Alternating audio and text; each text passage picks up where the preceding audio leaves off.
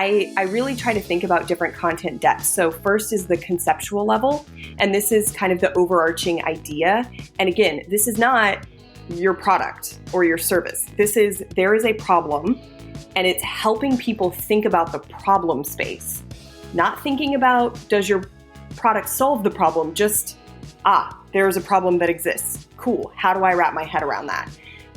Then there's the strategic level. And that for me is really about enabling people to do their own research. What are the processes? What are the frameworks?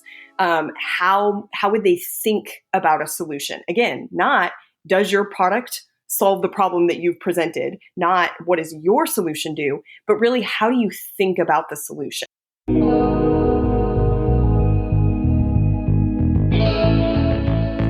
Aloha and welcome to another episode of the Groundswell Marketing Podcast, where I connect you to outstanding humans and sustainable ideas.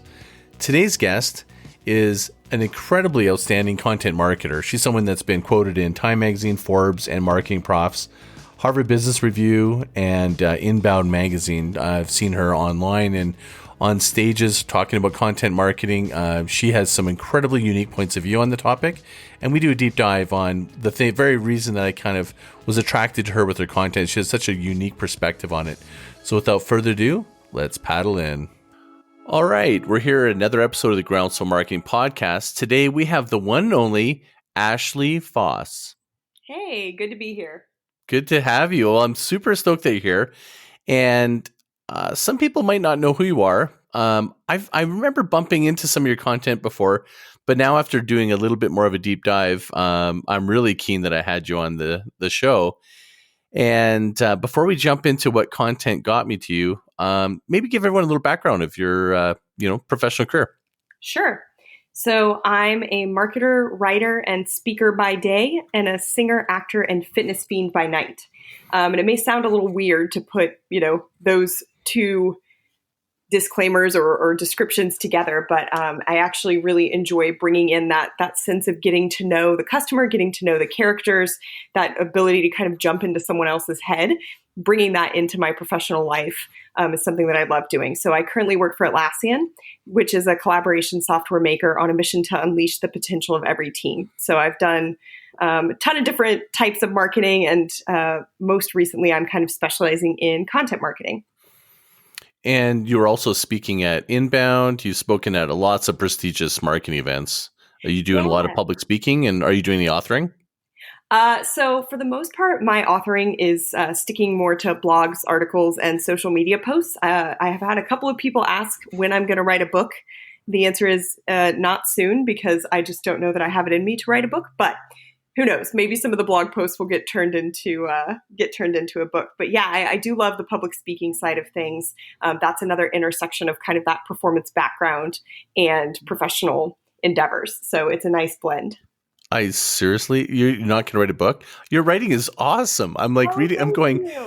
I just finished writing my first draft of my final draft for my book, and I'm looking at your writing. And I'm like, oh man, my writing is nowhere as good as yours.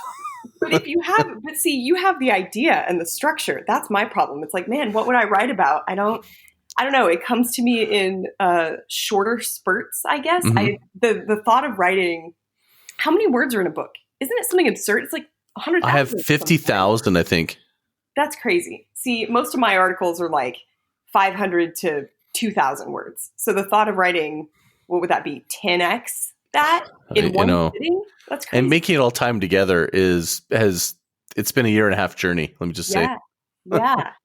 Man. So, but I wouldn't change it for anything. But I'm looking at your writing. I'm like, you're already off to a good start. So. Oh, thank you. So content marketing. So before we dive into this is going to be interesting. So you're in content marketing, and anyone that's listening, why are you so focused on content marketing?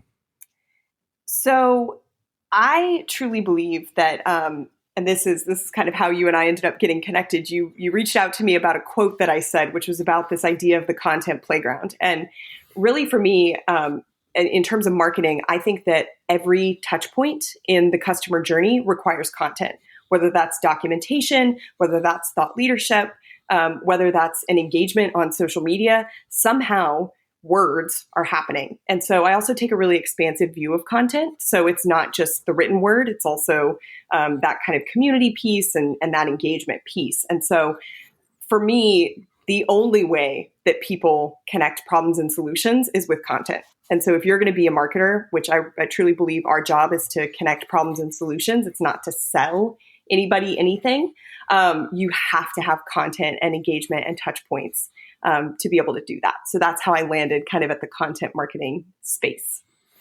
And, right now people are going, okay, content marketing, is there not a point where there's like too much content?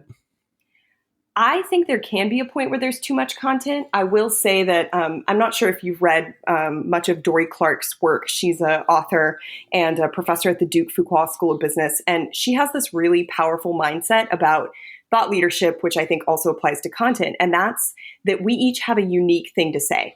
And so sometimes people get hung up on this idea that, oh, I can't have a good idea or I can't do something new. Everything's already been done. But the reality is we each have something unique to contribute. And so when you start to think about your own contributions and saying it in a way that you are uniquely qualified to say it in, that's why I think it's not too much content. I think where we do sometimes have too much content is from a sales perspective. So again, if I'm just shoving more data sheets at you, or I'm just like giving you more and more bullet points about my features, yeah, there's a point where that's going to be overloaded. But there's a ton of other experts in content marketing. And yet here we are talking about my perspective on it because I have something unique to say compared to everyone else in the market. Definitely. I can't wait to get to that. So when I ask you that question, I did you know Laura Belgray, by the way? No, I don't. She's a writer. I think she works with Marie Folio and stuff. And she's got a writing course. I can't remember what it's called, but she wrote this great tweet. And it was, can we please flatten the curve of free, helpful content? Because like since COVID, there's like been so much content. Yeah. And, one of the questions I have for you is like, when you're doing content marketing, when you're deciding how to create content, like what about gated versus free? And how do you determine what content that's useful or it's not just in the sea of noise? Yeah. So there's a couple things. I actually just did a debate at Inbound about gated versus ungated content, and I was taking the position of ungated. And Atlassian actually relies heavily on ungated content. The bulk of our content is ungated. So for example, we have an entire microsite about Agile methodologies and how to apply Agile methodologies and how to learn Agile methodology. Now, of course, there is a way to get into product and to use those methodologies in our products, but the goal of the site is to really educate and empower people. And so that's the powerful thing, that education, that practices mindset, that practical mindset versus let me just turn you into yet another lead in the process. We also have a team playbook that talks a lot about team health and, plays that you can run. For example, with COVID, my team actually just ran one of the plays. We could put that content behind a gate and then pretend that anyone who downloads the template to learn how to work better from home is immediately a BANT qualified lead for our project management tools. That's not true. Some people are just trying to figure out how to get their stupid Zoom call to work, right? Mm-hmm. So us coming in and trying to immediately sell, that's how you end up with so much noise. Telling real stories about something that's working for an individual or for a team, that's the value add. And those real stories are only authentic if they're coming from a person, not from kind of this faceless brand. And so when you start putting up these gates between you and the stories you're trying to tell, that's how you end up with this noisy content. And so I would say it's rare that somebody's desperately trying to give you money and they just can't figure out how to buy your product, right? Nobody's running around like, oh, I just want to pay you money and no one will take my money. The opposite tends to be true, that people are just looking for that authentic story. They're looking for that learning. They're looking for that education, but they're having to go through and basically prove that they have money to pay you. And I'm much more focused on building that relationship over the long run and giving people value, both from a practices standpoint. And sure, if I have tools that can help you solve your problem, I'm happy to tell you about those. But there's plenty of ways for you to find that information without me forcing you to jump through a bunch of hoops. And how do you strike a balance, like at the boardroom executive level or with the team around, hey, we need to give more content, more value? And when do you go, I mean, for me, I would pretty much go the 99%, which is helpful value and almost no sales, but that's just me. But in reality, there's a lot of businesses that they have a requirement to make sure they have their offers out there and they're taken. What's your strategic sort of direction on that? I personally also tend to go in that 98, 99% direction with you. I do think that there's some opportunities where you would want to gate the conversation if you're providing particularly rare access to someone in the C-suite, for example, where it's like, hey, if we're really trying to create this connection between, one exec and another exec, then we would need to gate that content. I disagree with the definition of a lead in a lot of cases. So to your point where, we have a lead requirement, we need to get 1,000 leads. Just because someone has filled out a form doesn't mean that they are in fact a lead. It means they are someone who has filled out a form. So unless you're doing something like tiered offerings, and this was something where the person I was debating in the inbound debate commented like, well, even if it's only 5% of people, that's still 5% instead of 0. And so I think that it can work, especially if you have a tiered offering. So in a past company, we offered something where we basically offered a completely educational piece for free. And then we put some kind of templates and diagrams behind a form for people to download to put those into practice. Those were also free. The cost was basically an email address. And then we use nurture campaigns to say, hey, here's more education. Also, if you're interested, here's a paid educational course. But you could still get value whether you chose to pay or not. So I think that's the big thing. If the only way for somebody to get value is to hand you money, basically, then you've erred too far on the lead gen kind of side of it. I think that balancing that value, because in the long run, somebody that has a relationship with you, somebody that can share your content to somebody else who might already be further along in the buyer's journey, all of that is worthwhile. So I think it's just taking a more holistic look at the measurement versus saying, oh, we need to hit 1,000 leads every month or something like that. Mm-hmm. I like you said something a little bit earlier, and it had something to do a little bit with, being human. And I'm wondering if a lot of content's overproduced, and what's your thoughts around, for example, if in your organization you're trying to sell software like yourself, but you have people in your organization publish on, say, LinkedIn, their own content, and that's the way the content's disseminated, or having human face on the content that's presented versus just the business having such really well choreographed content. Do you see that there's any difference between when there's someone that's actually written and they see who's written it and their unique point of view versus a company that, really puts a lot of energy and production around their content? Totally. So we actually use both strategies. In some cases, we have content that's very curated, produced, etc. And then in other times, we have someone where it's just an employee. So for example, I'll use the team Playbook. My team just ran a new play that the Playbook team has come up with around work-life impact, particularly with all of the stuff that's happening with quarantine and being in this remote first environment.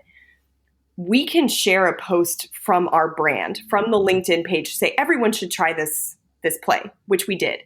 That got, a certain level of engagement. I just shared the results, my personal results of mapping my own situation using that play on LinkedIn. And it's gotten I think it's gotten something like 100 reactions. It's gotten a bunch of comments. People are tagging their colleagues to say, hey, you might be interested in this. Hey, we should run this with the team. That doesn't happen nearly as often on a branded piece of content the way that it does from an employee, because I am saying, hey, I personally did this. I personally found it helpful, and I'm going to be vulnerable with you to share my results. That's so powerful. And all of that is obviously, it depends on the brand. Atlassian, one of our values is open company, no BS. We generally have this platform of wanting to share, wanting to be transparent. And so to have employees say, hey, I ran this play and it was super helpful. It actually opened up really vulnerable and honest conversations for me and my team. But I recognize that we have high trust and high psychological safety. So your team may not have that same dynamic. So adapt the play as needed. Mm-hmm. That's so much more powerful. And when you see employees, getting tons of engagement on their LinkedIn posts or on blog posts that are written by an employee about their personal experience versus quote unquote from the brand saying, "Ah, yes, we wish to sell you this thing." It's way more powerful. So that's something we definitely like to do whenever possible, is to have an actual human tell their personal experience, whether it's with the product or with a practice or with, the culture, those kinds of things. You, on the human topic, when I was scouring the web, checking out more of your content, you had a really interesting comment that I completely agree with. I don't remember what it was, so forgive me if I get it wrong, but it was stop calling them customers, call them humans. And I have 2 episodes. One, the second episode is Humans Not Customers with Bruce Kasanoff. And then the start of this last season was him again, and it was called Be Human. Mm-hmm. And I couldn't agree more. And I don't know if you want to elaborate on that, the idea of how we've almost like impersonalized the idea of like a lead or things of that nature. I think it's kind of gotten us off track from being human. And I'm curious what your expansive thought on that is. Yeah. I think what's interesting is you can see it even when you do traditional persona work. There's, a buyer, there's a user, there's a decision maker. In some cases, there's almost a blocker or a stakeholder, someone like procurement or legal if you're at a larger company.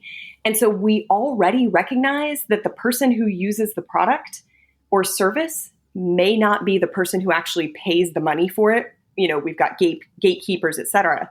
And when you start to think about, okay, well, how do I sell to these different personas?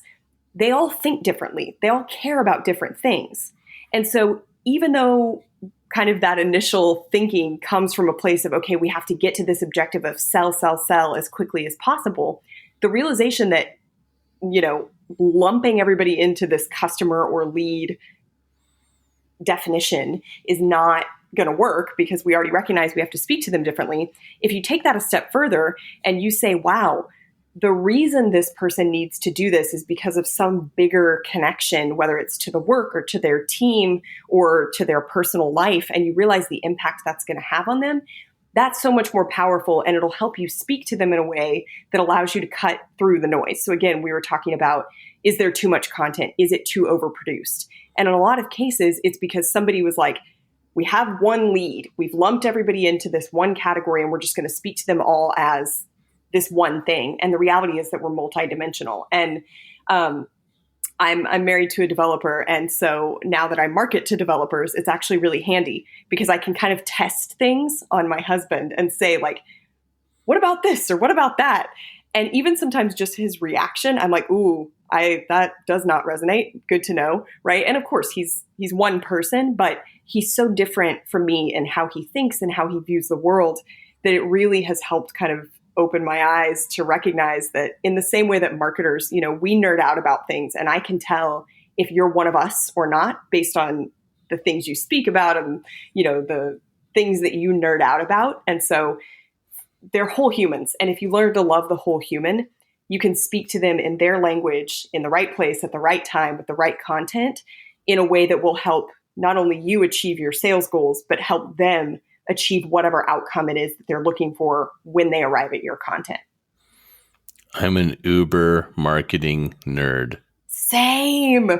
What's the marketing thing that you get like unreasonably upset about? Funnels.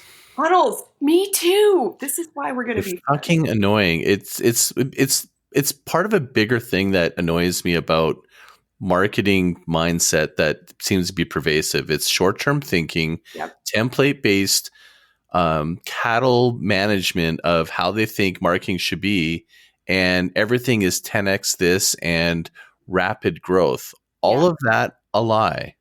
Yeah. That's not how it works. And 90% of marketing is done this way. And that's actually a good segue because you caught my attention when I saw this. I think Ann Hanley's where I first heard the content playground concept. But the way I'll read the quote, it says, treat a buyer's journey as a playground. People can enter and exit as they desire. They can go in any order and they can engage with the content the wrong way. And I'm like, yes, 1,000,000%. Funnels are input, output, it's so linear, it's broken. That's how you and I first connected. And so it's funny because I'd never met you. I and I immediately connected with you, and we decided to do this podcast because I went, kindred soul. Yep. Let's talk. Yeah. Well, and it's funny because the thing that kind of sparked that is I had been feeling like the funnel was not representative of how I wanted to practice marketing for a long time. And so I was like, man, we really need a new model. And so I was like, man, you know what's great? The jungle gym. This is perfect because then you can go kind of sideways, up, down, etc. And I have some nephews, and so I've watched them play on the playground, and I realized I was like, wait a minute, there's still a problem with the jungle gym because there's only two objectives. It's to get to the top or to go across the middle without touching the hot lava below.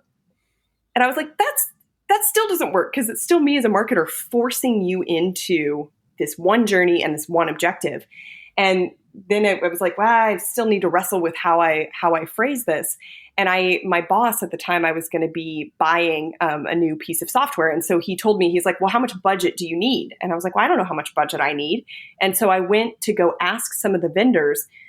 This was for a SaaS tool. And I said, how much for this number of licenses at this service level? And all of them kept trying to say, oh, you need to go read this white paper and try to put me through a traditional funnel where I had to fill out the form and I had to sign up for a demo. And I'm like, no, I don't even have budget. I need you to drop me all the way down to the bottom of the funnel, give me pricing so that I can pop all the way back up to the top of the funnel to even get budget. Like I can't even consider you because I don't have budget yet, right? And so this concept that if I was asking for pricing, I must be at the bottom of the funnel. And I was like, no, we gotta find another way.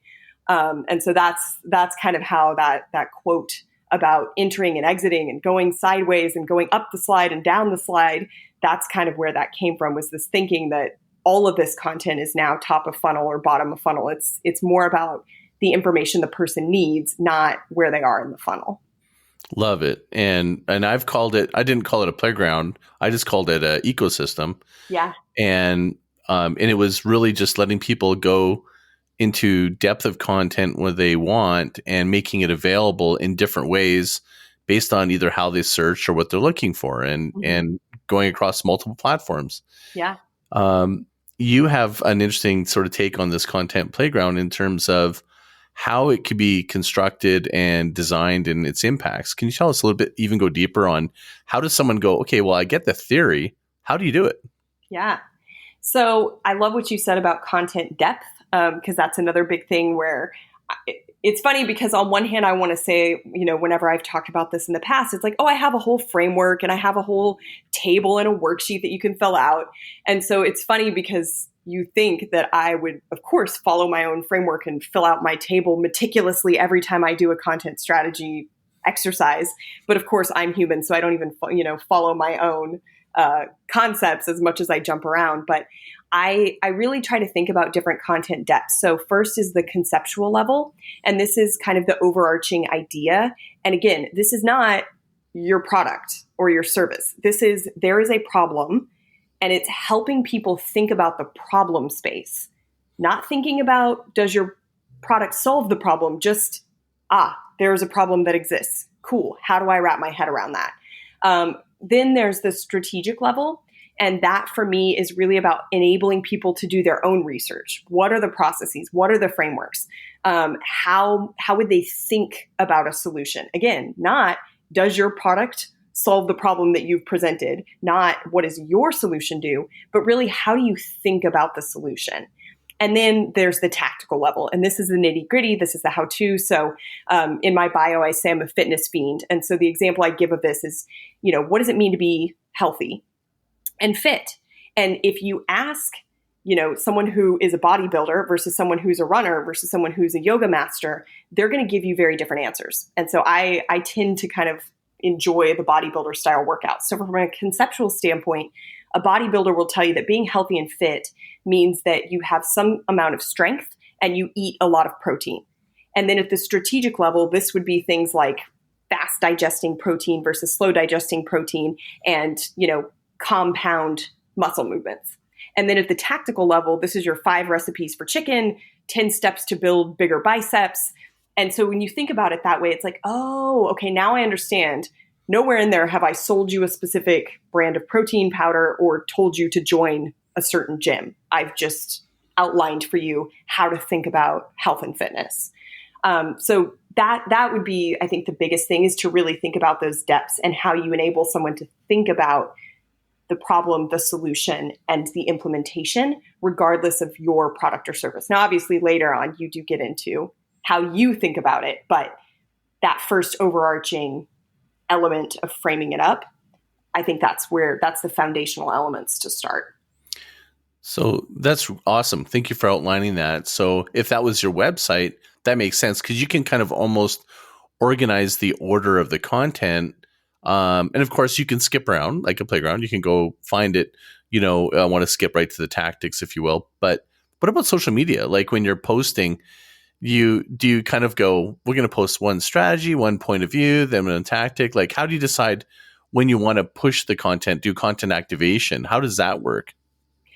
I think that kind of depends on whether it's coming from a brand versus kind of a thought leader. So obviously from a corporate standpoint, you do need to look through the content mix and say, okay, we have certain pieces of content, whether that's a video, whether that's an article, whether that's a data sheet, whether that's a product demo, whether that's something related to practices. And so putting together that mix, I would say that in this case, it really per post, you can kind of choose. And so I don't think it needs to be that like, okay, on Mondays, we post a conceptual piece. And then on Tuesday and Wednesday, we post the strategy. And then Thursday and Friday, we post, the tactics. I think you can do a bit of a mix. I also think that if you've structured the content in a way that makes sense, so you can say, again, like let's take that team practices one where I, as a kind of personal brand, for myself, but also within Atlassian, I talk about teamwork, I talk about management practices, I talk about how I work with my peers. And so then to say, this is a specific play, in that case, I've paired kind of this conceptual level thought about team health and team practices with this very tactical piece of content that is an actual play that you can run. So I think pairing that content is possible, both from a thought leadership perspective, if you're a person sharing, and also from a brand perspective. I would say it really depends. I don't think that I have, it's not prescriptive to say, oh, you need 3 pieces of conceptual and 2 pieces of tactical. Mm-hmm. That's the other thing when you start thinking about an editorial calendar and being like, yes, we only have one conceptual thing. And it's like, well, that's fine if it covers the problem space. It's fine to err more on the side of strategies and tactics if you have covered the conceptual idea at depth. You can just cross-link between those two. You can share those on social media and say, hey, if you're curious about the why, go check out this post. And here's kind of the tactics or the strategies that you on need. Social. Sorry, did I cut you off? Oh, no, go ahead. I was going to say, in some ways, there's like almost like the content marketing on social media. In some ways, I find it gets over curated sometimes, and it makes it inhuman. And I just want to hear what your thoughts are on, over curation and planning. Yeah. So I actually think that some of this goes back to what your brand stands for. So for Atlassian, we have a very open platform. When I worked at Duarte, for example, if you have looked at Nancy Duarte's content, she is also very open. She shares kind of the good, the bad, and the ugly. And so even things like behind the scenes of a photo shoot where it's like, man, you got rollers in your hair and you've only got mascara on one eyelid kind of thing, or on one set of eyelashes. In my case, I actually just posted something on LinkedIn about recording. Yeah, I saw that. And I was just like, ugh, right? And I sent that actually internally to a couple of people that I work with, kind of in solidarity. And they were both like, thank you, right? Sometimes you just got to shake it out. And so I think that the authenticity and not in it's a weird line, right? Because obviously I trimmed that clip that I shared. There's stuff that happened before and stuff that happened after that I didn't share. So am I being inauthentic because I only shared this one, kind of curated moment? Or am I being more authentic because I showed you the one time where I just, let out a huge breath and had to shake it out? Mm-hmm. So I think it's a fine line. I think that people, there is a formula. I actually saw something on LinkedIn where it was like, I was walking to an interview and there was a hungry dog and I fed the dog and I missed the interview. But the next day I got a job offer because the dog was the interviewer. And it's like making fun of this very, right?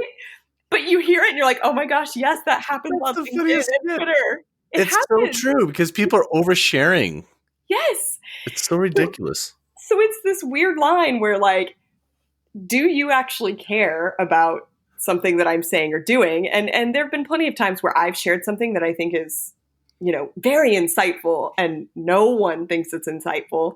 And then other times where I accidentally said something that I wasn't intending to say and people like pile on to say that, yes, that thing I care about. So it's a fine line to walk. I do think there is room for that imperfect content, but you can't stage the imperfection. It has to actually be authentic. That's the key. You can't stage it. You can't just be like, today I shall post the blooper reel. Haha, I'm authentic. It's like, well, no, now you've curated the blooper reel. Like, come on, you can't do that. So.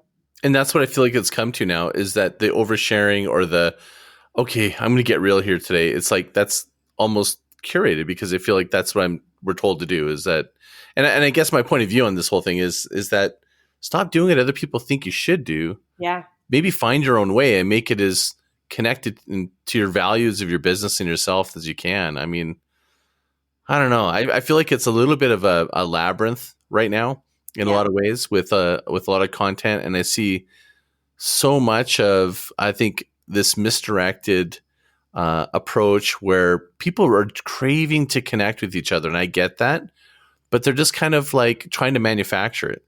Yeah. I think there's also, and I think this happens a lot, thought leadership in particular, where someone decides that, let's say the founder, the executive at their company is now going to be a thought leader. I have declared it as a marketer that this person is the thought leader.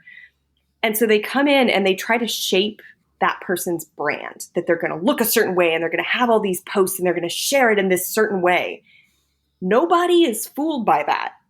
Nobody is fooled if I try to impose what I think this quote unquote thought leader should do. And that's what's really hard is I think a lot of people don't actually spend the time to know who they are themselves. Like, how much are you willing to share? How much are you willing to say? How much of yourself are you willing to put out there? And it's fine if the answer is not very much, then don't do that. But people can tell if it's manufactured. And you can tell when someone's wearing a costume or when someone's wearing a mask. And even in writing, there's been plenty of things that's, where I've submitted something and maybe someone's edited it. And I'm just like, man, that's not how I write. That's not my voice. And it doesn't matter if it's grammatically correct or not. Like, it may be a perfectly fine piece of content, but if it doesn't feel like me, or if I'm editing someone else's work, I have to be really careful to make sure that I'm not imposing my voice on them if that's not what's being done. If it's supposed to be a byline for you, it should be your voice. And even though I may not write the same as you, that doesn't mean that your writing is bad or wrong or something like that, right? So it's a really fine line to walk between, as a marketer, helping someone shape the brand or the voice of a company or person in the market without imposing this mask onto them. Well, you say our person, which is interesting, which is personal brand. I wasn't intending that we were going to go in this direction, but I'm curious about that. Like, personal brand, what's your take on the whole development of a personal brand? Like, if they, you're creating content for somebody that's a personal brand, is it really being authentic? Or is it not? And, I guess that's kind of an interesting sort of like intersection where I think you're seeing the rise in the importance of people having a quote unquote personal brand. I think it's fine to call it that. I mean, I don't know. It is a way that you're displaying who you are in business and how you want to interact with people. But what point does it become unauthentic, I guess? Yeah. There was a whole controversy about this on LinkedIn recently. Actually, Twitter, two people who I really respect their content both shared a post that was basically exactly that. It's like, stop with the personal branding. We're just people, right? We're just humans. And I had this visceral reaction. I was like, as a huge advocate of humans, not leads or customers or, whatever, I actually disagree with that. And I'm like, we show up as different versions of ourselves all the time. I don't bring Jim Ashely to work because Jim Ashely is real hardcore and would intimidate everyone. And I want my colleagues to feel comfortable talking to me, approaching me, etc. I also don't bring work Ashely to the gym because work Ashely tends to wear a skirt and heels. How am I going to PR on bench press if I bring work Ashely to the gym? It's not going to happen. So this idea that curating a certain version of yourself, from a public persona, it's like you do that all the time. You're different with your family, you're different with your wife versus your friends. So I think that's fine. I also think that where it becomes inauthentic is when you start trying to declare yourself a thing. Like, I'm a ninja, I'm a guru, I'm a thought leader. It's like, that's just weird. It's almost the first, that they're not a guru if they call themselves a guru. Right? It's like you just hat tipped yourself. Like, okay, I'm ignoring you. Yeah.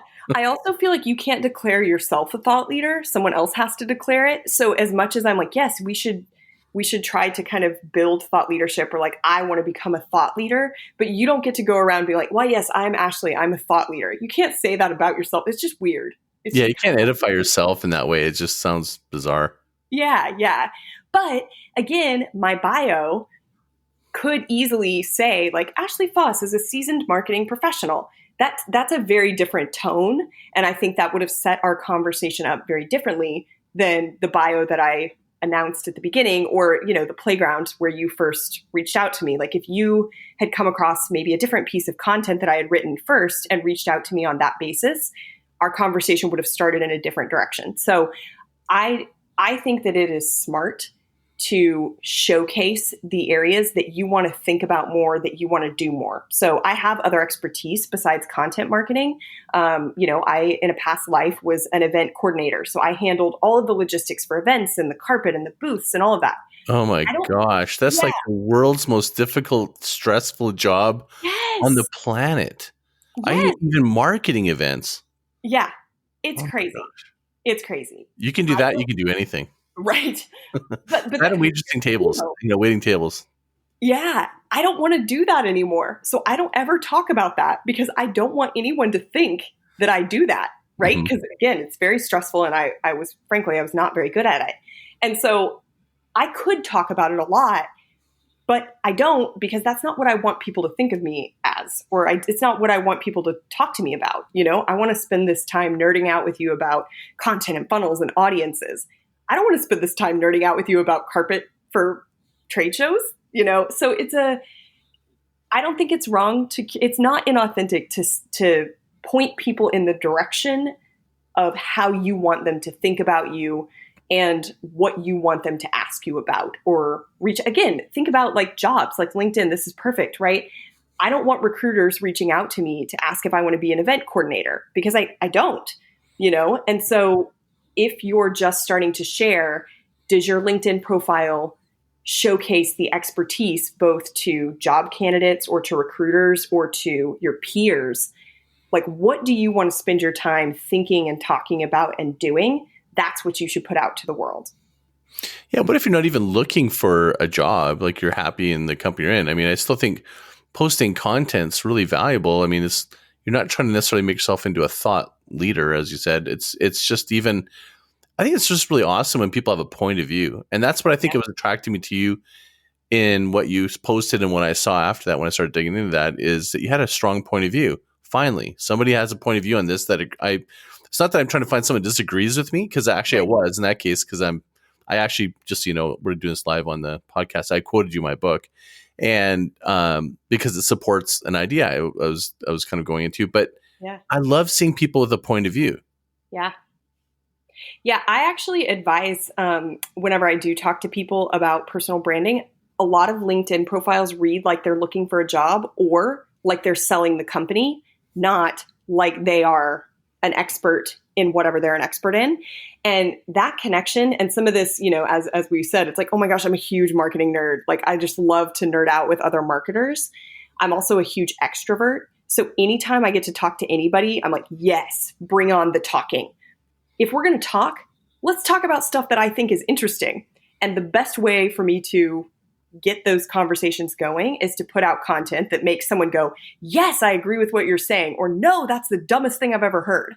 I've actually had great conversations with people who are like, I don't think you have the right perspective on this. It's like, cool. Why not? Let's talk to each other about this. Let's argue, debate. Sorry, we're not arguing. We're debating. We're keeping an open mind. But that ability to connect with other people, not because you need something from them, not because you're looking for a job or you're looking to get a specific piece of advice about a specific thing, but how do you curate those voices that you can trust and listen to if you're not putting yourself out there as a person that someone can trust? And so that ability to get that feedback, somebody has to take the first step. And so I'm an extrovert and I'm also generally a pretty open person. So I'm happy to be the person that takes that first step by putting out content or videos or blogs or whatever into the world. And I've ended up having really interesting conversations like this one because people are willing and able to connect with me in a variety of different ways. Yeah. I mean, like for me, like this podcast, there's no money in this for me. It's to be honest with you, this is truth. This is scratching my own itch. I just get to talk to people I really just want to talk to. Yeah.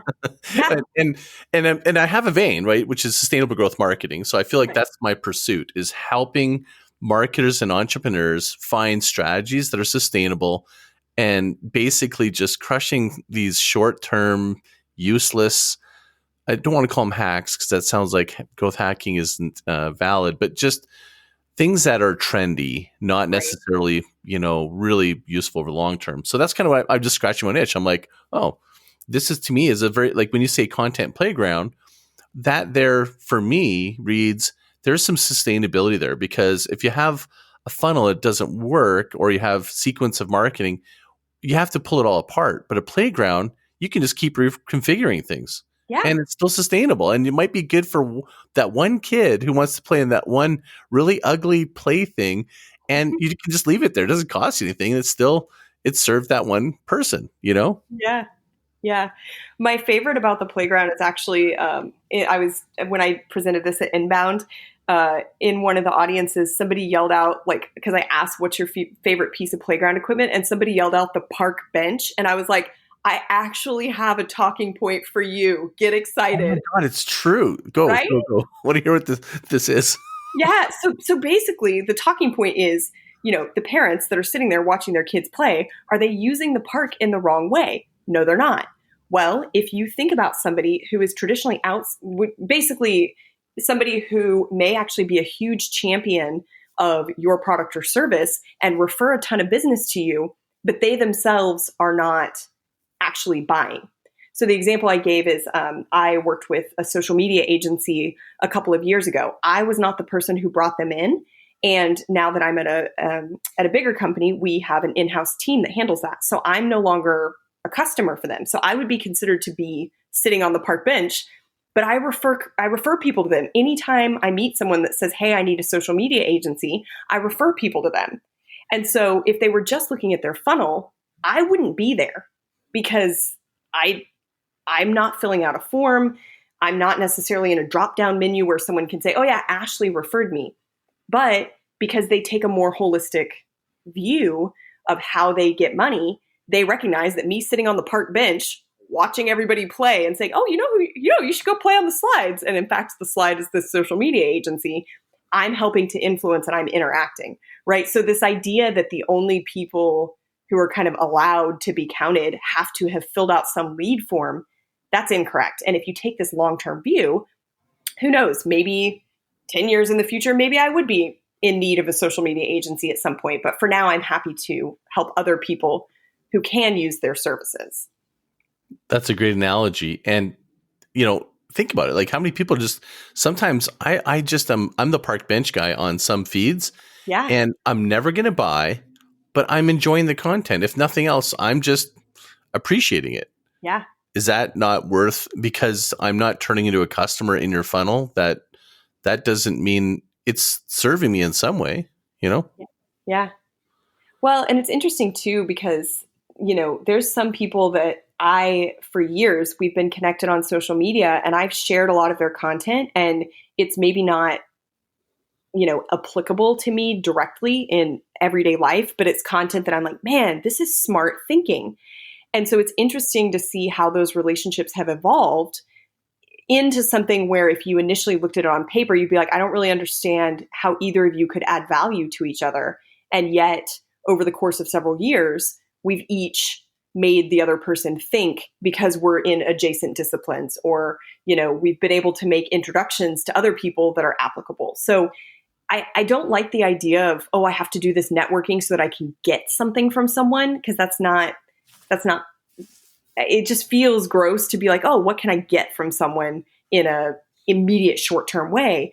But the realization that, okay, you have a perspective that I think is interesting, and that in itself is the value that I'm getting. How do I put an interesting perspective out there so that someone else can get something of value by consuming what I've created? So it's it's like a fine balance between, the park bench guy, well, I don't want him. And it's like, well, no, but you kind of do. I don't know. It's an interesting balance to kind of think through. Yeah. I mean, I get that you want to hit your target. But sometimes people they're human. Like sometimes it takes a lot. I had actually someone reach me just very recently.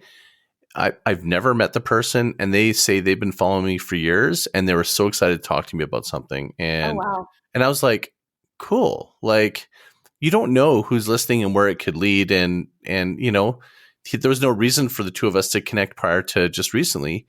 And so, I think that's probably for people out there I think if you just serve and you help people and you put helpful content that, aiming to have impact to help them get their lives better, save time, make more money, in the end, it's just going to come to you. It's just like I think it's like the law of karma, law of the universe.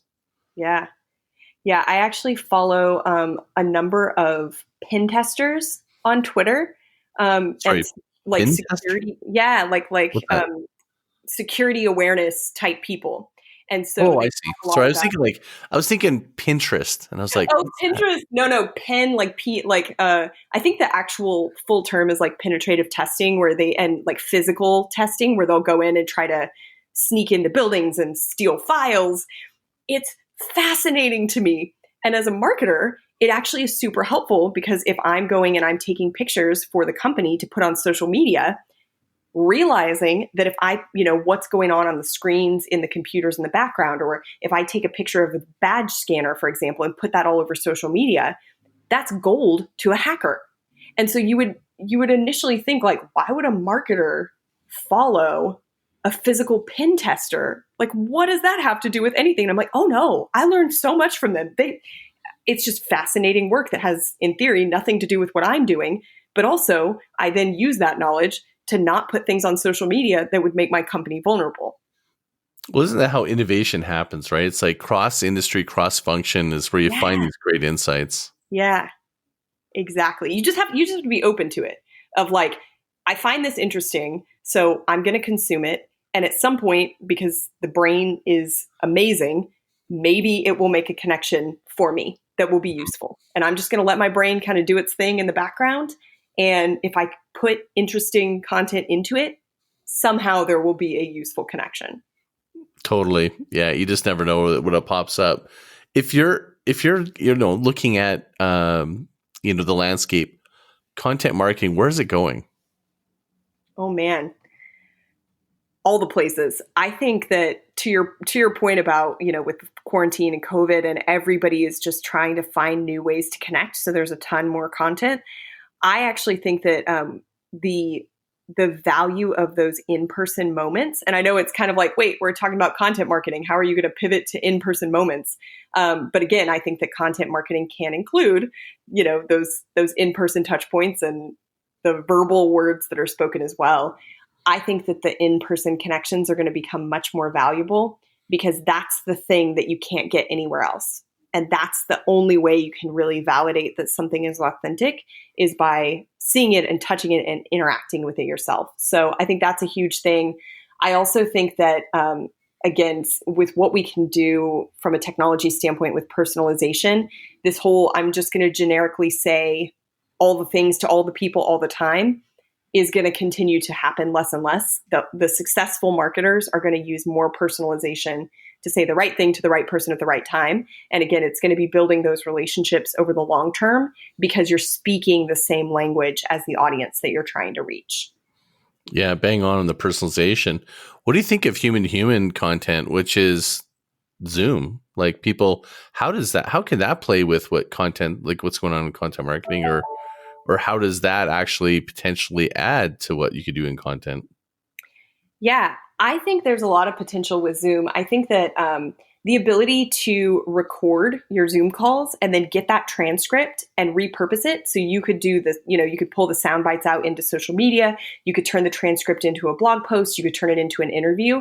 So I actually think that there's a lot of potential in Zoom, both for that kind of one-to-one or one-to-many conversation that's happening human to human, but the ability to then record that and share it with the world. I also think that especially as people are working more from home, and so a lot more of the ideas, the processes, the happenings are being recorded either on Zoom or in writing from a documentation standpoint so people can catch up asynchronously since they're not in the office to hear that chatter. All of that great insight is now much easier to share externally so that people can learn from your practices, they can learn from your process, they can learn from your code reviews. Like, I'm hoping to see a lot more openness in terms of how people are thinking and doing and sharing because it's so much easier to capture. In the past, it all just happened in the office and it was like, well, I can't very well be like, hey, can you repeat that conversation that I wasn't even part of, but I just overheard it?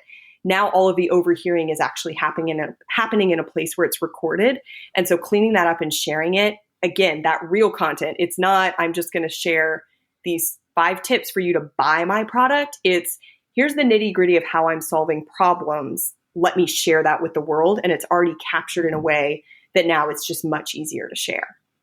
Yeah. Have you seen that Firefly's AI? No, what is this? So it's an AI. It's my AI that follows me on my Zoom calls. So I can set the preference so that whenever it's a Zoom call that I initiate.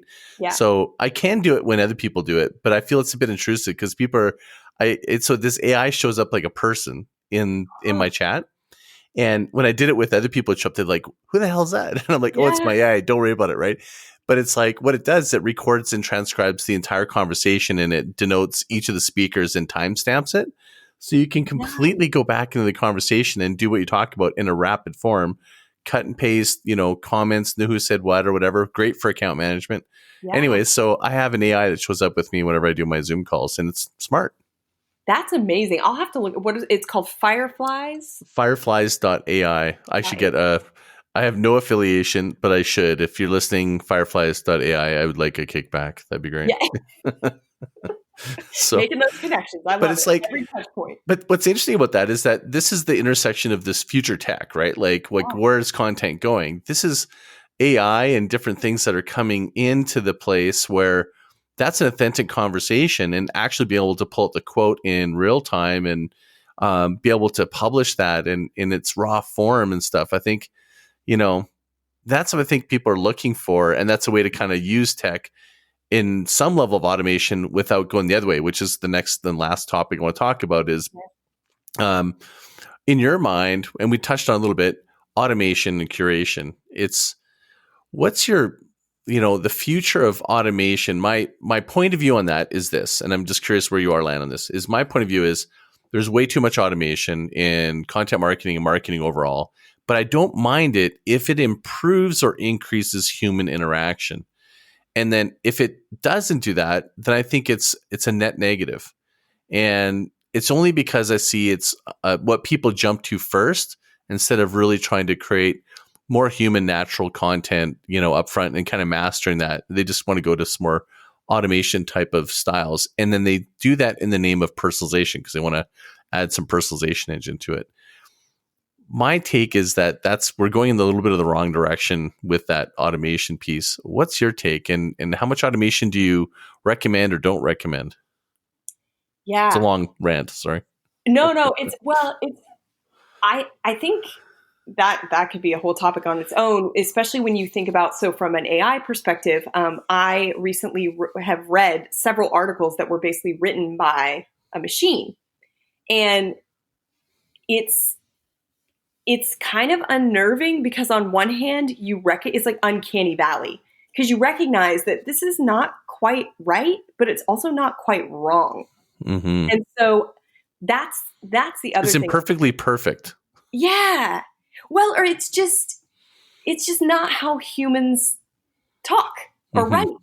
That's just not what a human would say or do, right?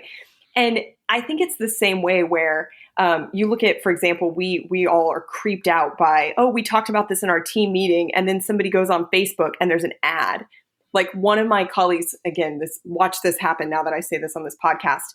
He's from Australia, and he didn't know, Triscuits. He didn't know what Triscuits were. And so, of course, he pops in the chat. He's like, what the heck is a Triscuit? And so we're all telling him about Triscuits and kind of laughing. And then we get off the call, and no joke, he goes on Facebook. He's like, guys, the internet is stalking me.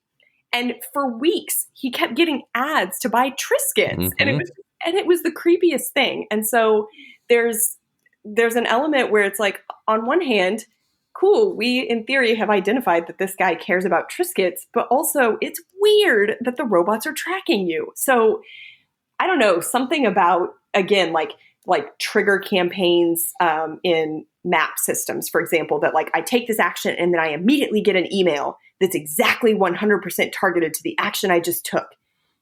I don't know that I want you to know me that well, like computer. So it's a weird thing. It's almost like you have to balance the vulnerability, because this feeling that we're building this relationship, and so we're going to talk to each other as much as we're both comfortable because we're building a relationship. But now all of a sudden you insert this step that knows way too much about you that you didn't know that you were consenting to. And so it's like it jumped the queue in the relationship building steps. So I don't know. I think totally. It's incongruent. Yeah. And so you said it really good. You just made a distinction for me that I'm going to now steal, or whatever you want to call it, which is that they jump a queue. It's like this idea that if you want to build a relationship, but yet, it's like having a yoga studio that says, hey, you got to be present and you just need to like just let life come to you. But yet they use some sort of aggressive retargeting to get you into the yoga studio. Those aren't congruent, right? Like you just said the opposite in what you're trying to teach people, but yeah, you do that for business. Right. Well, and especially when you start getting into too much personalization, if you miss the mark, if you don't catch them at the right time, or you've gotten the wrong signals, again, like the Triscuit thing. No, he doesn't want to buy your stupid Triscuits. He just was trying to figure out what the heck a Triscuit is. You've now aggressively personalized and targeted all your messaging to him, but you actually got it wrong. And so that's even worse. Like if I say something wrong to you because we don't know each other, we've kind of agreed that like, well, we'll give each other the benefit of the doubt, or like, let's, give me your perspective. But if you came in hard and you're like, Ashely, I 100% know you're going to agree with me. And then you say something and I'm like, actually, that's totally the opposite of what I think. Then, we both look kind of stupid that it's like, what kind of relationship do you have that you didn't know each other well enough? Right. Mm-hmm. So I think the risk of getting it wrong is a lot higher when you start automating. That's the thing. Trying to personalize every little nitty gritty thing, And it's people they think that it's like, it's an easy process. It's almost takes more time. And if you get it wrong, you get it real wrong. Yeah. I think of that also in terms of chat, the whole chatbot thing, right? And the future of sort of where that's going. And I feel like without that human intersection, that human ability to quickly talk to somebody, or trying to put too many barriers between me and a human because I'm trying to either vet you or, put you through this process, it eliminates the ability to have some level of learning. Mm-hmm. I think about how many chatbots that people were trying to get an answer and they couldn't answer because they hadn't programmed the response. Right. If you don't know how to track that, you should have an off ramp to go, not getting the answer you want, let's talk to a real human. Yeah. And then you can track that and then improve it.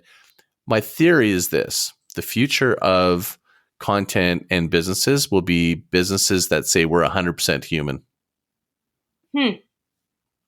Seriously, I actually think that's going to be a differentiator. There'll be like a trust mark. I don't know. I'm just saying it here because I'm like, one day if it happens, I can say, hey, I called it a mile away. Yeah.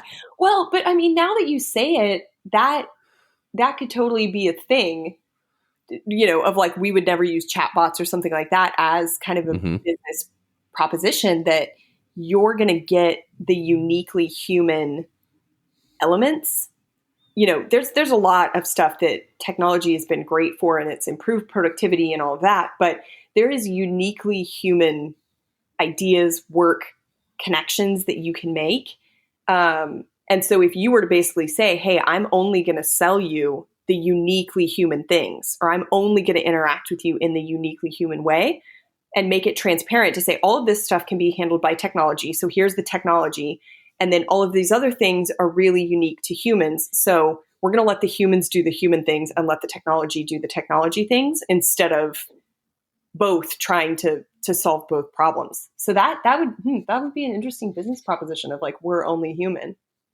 I did not want to interrupt you because that little soundbite I'm going to record, and that'll be definitely one of the sound bites of this podcast. That was brilliant. Actually, it's exactly what I think is possible. I mean, isn't that kind of what this podcast is for? It's not just about like, I want to know about you, your point of view, but it's like, I feel like it's an exchange of ideas of like, why can't we as marketers take the lead and stop marketing being this, in my mind, sometimes like pollution, eye pollution, and experience pollution. Why can't we make it a beautiful experience? Yeah. I really like that. It's so interesting. There's a, have you ever looked at the Dictionary of Obscure Sorrows? No. What's that? Okay. You got to go, dude. You want to go down a rabbit hole. I'm writing this down. What is it? Dictionary of Obscure Sorrows. And it's basically this person who comes up with words for, feelings or situations where it's like, man, this is a universal feeling, but there's no word for it, at least in the English language. Now, obviously, some other languages have a broader range of words that it's like, yes, we need that word. Like, steal it from, the German language or from Japanese or something, because they have great words that we don't have in English. But one of the, basically, what he talks about is this emotion called sonder. And somebody said that it is the marketer's emotion. And it's the realization that all of the passerbys in your life, or passersby in your life, live just as complex a life as you, and that you are just a passerby in their story. So I sit here and I look out and I see someone walking down the street, and I don't think of them because I don't know them, and they walk up, that's fine. But then at some point I realize, oh my gosh, that person has all the complexity of, family and friends and hobbies and desires and needs that I have.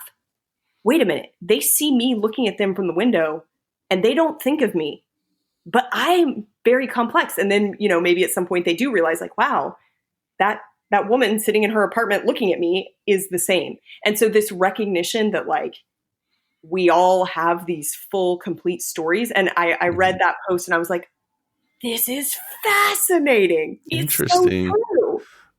That's super cool. That might be my new obsession. I'm going to go dive into that book. Thank you for sharing that. Yeah. It's actually, it's a website or a blog post, a blog or something like that. So you can Google it and read it. I'll put it in the show notes. So if anyone's listening, just go to the bottom. I'll just put it there. Yeah, it's perfect. Well, thank you again so much. So many great insights. I feel like we're just even got more we could talk about and kind of go. Maybe this will be a second podcast for us, but thank you so much for being on the show. I really appreciate it. Yeah. Thanks for having me. It's good. Awesome. And just so that people know where they can follow or find you, where would you like to share that? Sure. So I'm on LinkedIn at Ashely Faus, and then also on Twitter at Ashely Faus. Amazing. Thank you again so much. And everyone listening, thank you for your time, attention. It means so much to me. I really appreciate it. There's a mic right on my groundswell.fm. Leave me a voicemail. Tell me what you think, what you love, what you hate, whatever. And any which way you slice it, I just want to say mahalo.